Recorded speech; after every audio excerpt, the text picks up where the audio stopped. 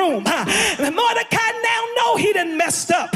He got on the couch with Esther, and he began to pull on her, and he began to say, you got to spare my life. And when the king came back in the room, he said, now wait a minute, you already caused me to put a law on the books that would cause me to put my wife to death, but I just can't believe you pushing up on my wife in my house.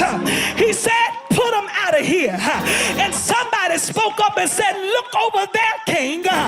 Look at the gallows. Those are the gallows that he built to kill Mordecai. But the king said, take him and hang him on the same gallows. Somebody said, when you dig one ditch, you better dig two. I beg to differ. When you dig one ditch, you just need to dig one, because the ditch you dig for somebody else will be the ditch you fall in yourself. And the Bible said that the king put Haman to death, and he said, Lord have mercy, we gonna cause a change in the laws. He promoted Mordecai to Haman's position. He gave Mordecai his signet ring, and he changed the laws that if anybody tried to kill the Jewish people, they would be put to death. Look at God. God used Esther because she was willing to make a bold move. She was willing to go against the tradition. She was willing to go against the way it always been done.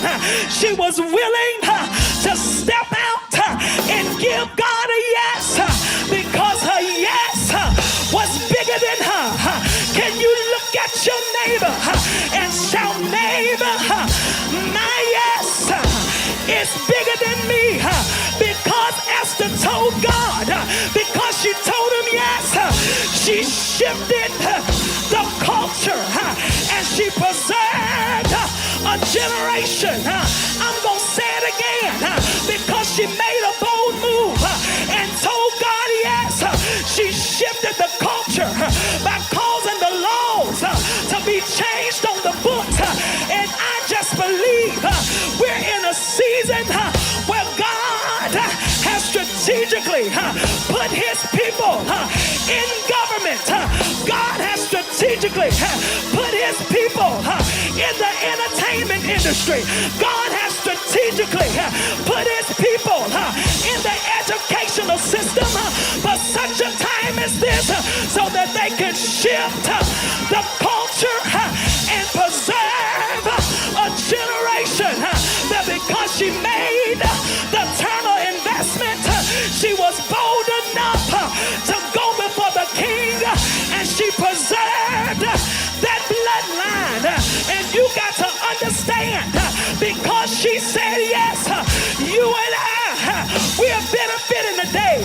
Sean, what are you talking about?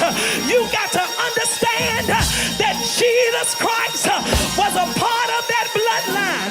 Had not Esther stepped up to the plate, had not Esther made a bold move, I just don't know where we would be. But thank God she gave God a yes.